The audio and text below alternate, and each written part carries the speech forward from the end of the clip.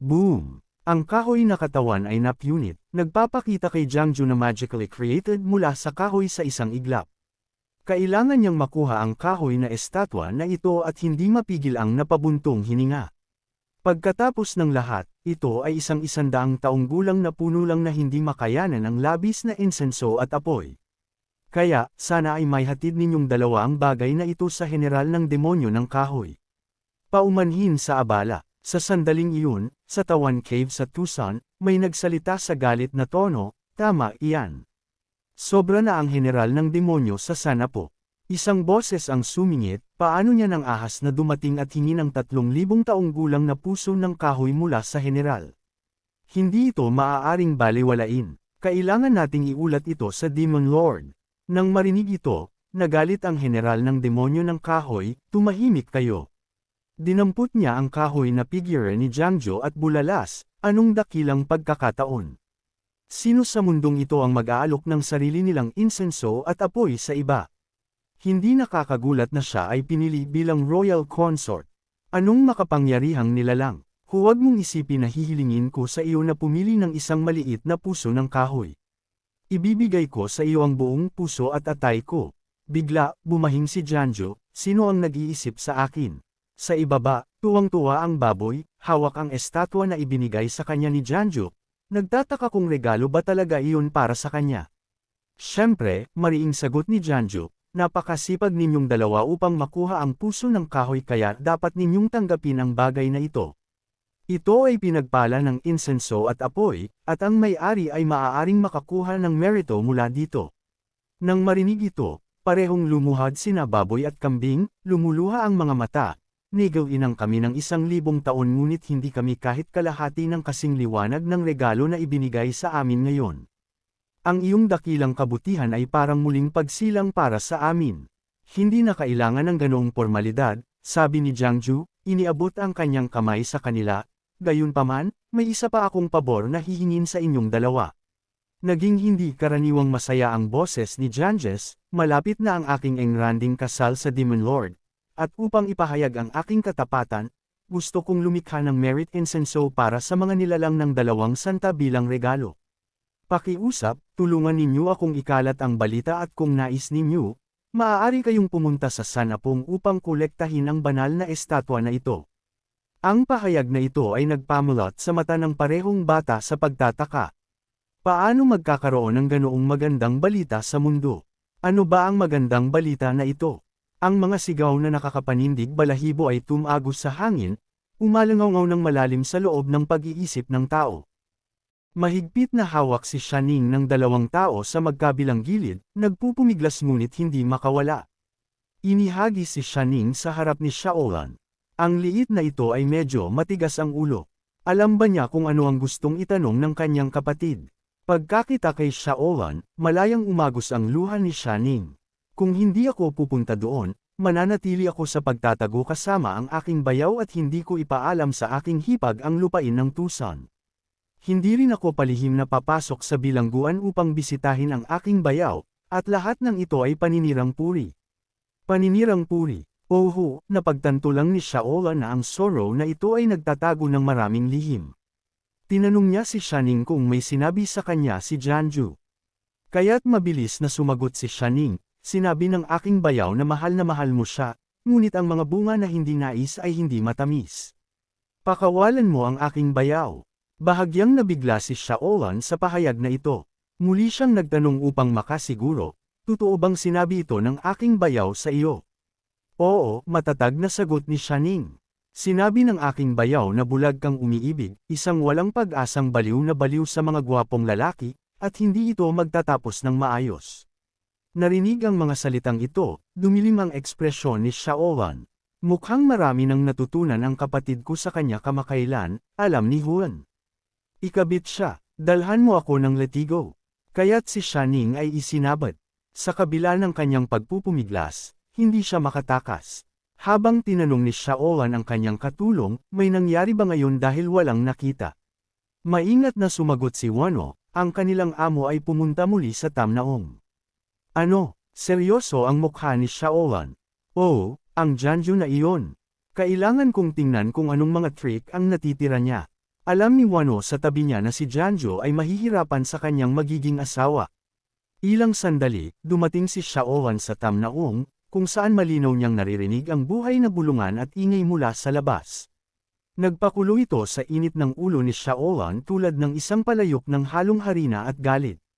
Nang walang salita, itinulak niya ang pinto. Narinig ang napakalakas na ingay, lumingon si Janjo at sumigaw, "Sino ang walang modo rito, Demon Lord?" Bago pa niya matapos ang kanyang pangungusap, naramdaman ni Janjo ang isang nakakapanlamig na aura na bumabalot sa kanya. Tiningnan ang madilim na ekspresyon ni Shaowan, umurong si Janjo. Mula sa likuran niya, tiningnan siya ni Shaowan ng masama, bihasang ginagamit ang kanyang autoridad upang supilan ang iba. Wala nang ibang paraan. Wala nang ibang paraan. Sumulong si Janjo, kinamot ang kanyang ulo at sinabing, "Demon Lord, pakibayaan mo ako. Ang aking paglilinang ay kulang na kulang. Sinusubukan ko lang na protektahan ang aking sarili." Narinig ito, agad na inutusan ni Shaowan ang kanyang mga lingkod na umurong. Dahan-dahan siyang lumakad patungo sa batong mesa, casual na kinuha ang isang estatwa ng mukha ni Janjo. "Kung ayaw mo na tawagin kitang asawa, hayaan na natin iyan at magpatuloy." Bago pa niya matapos, isang tingin na kayang magpalamig sa hangin ang tumama kay Janjo tulad ng kidlat. Haha, sobrang nabigla si Janjo sa tingin na iyon kaya't hamina ang kanyang boses. "Dumating ka sa tamang oras. May regalo pa ako para sa iyo." Narinig ito, pinanatili ni Shaowan ang kanyang walang pakialam na ekspresyon. "Binibigyan mo ako ng regalo." Abracadabra. Isang higanteng estatwa ni Janjo ang lumitaw sa harap niya.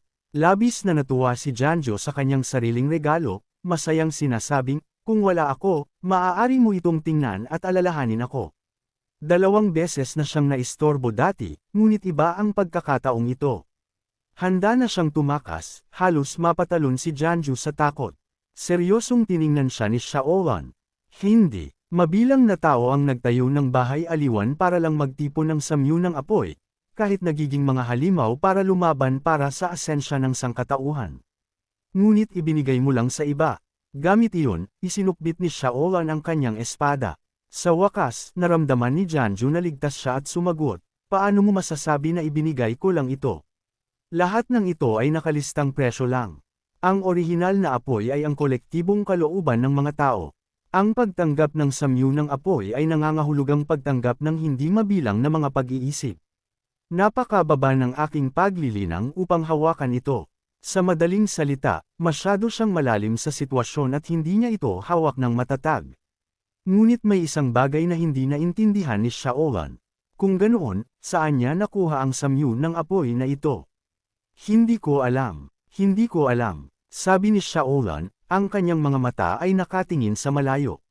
Balita na sa lupain ng Qin Kingdom, laganap ang kaguluhan at ang bagong prinsipe ay nagrebelde, binago ang pangalan ng kaharian.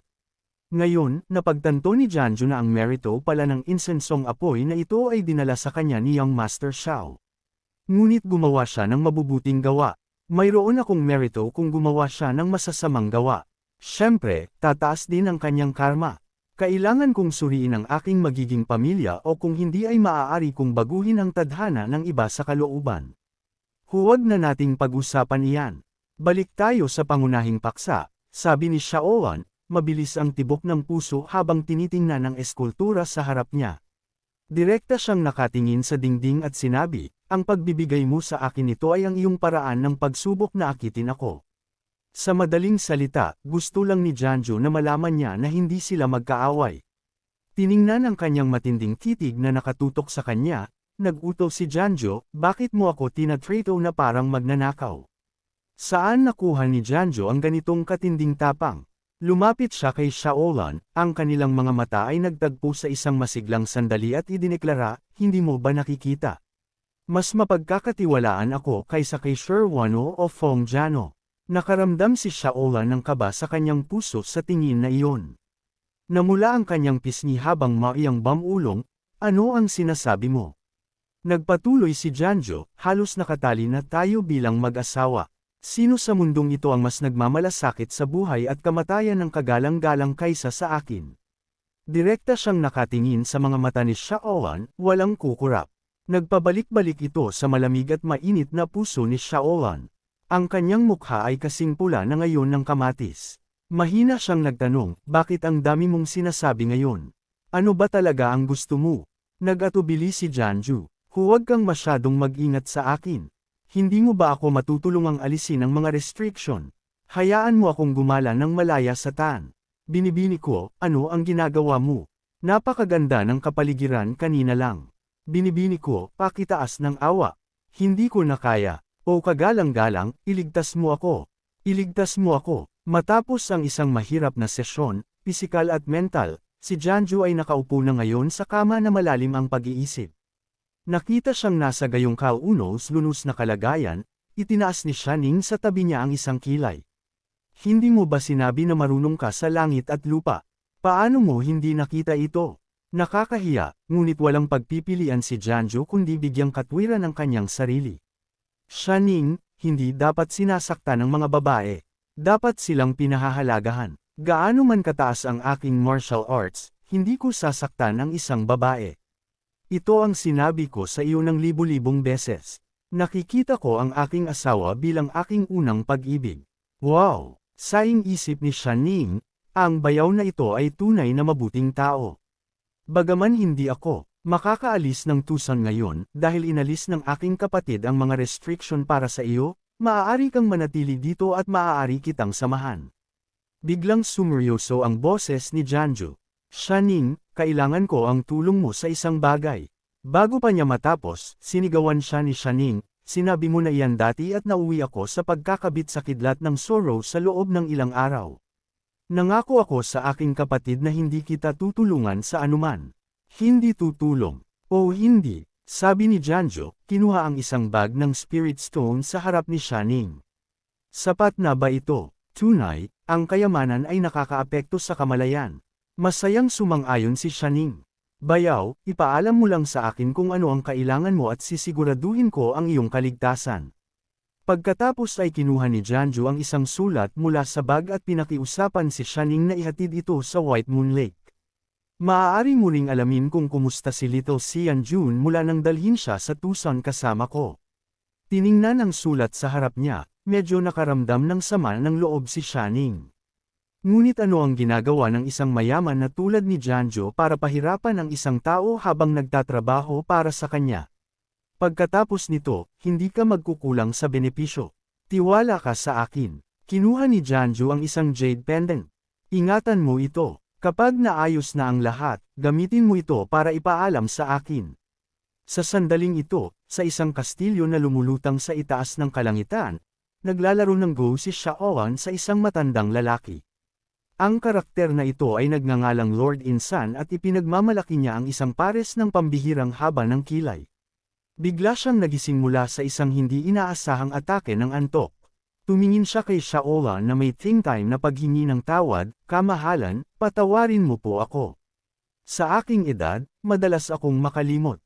Nasaan ko kaya nailagay iyon kanina? Bilang isang may lakas at kapangyarihan, hindi pinagpapawisan ni Shaolan ang maliliit na bagay. Lord Insan, nagkukwentuhan lang kami tungkol kay Janju, ang asawa na kinuha mo, tama.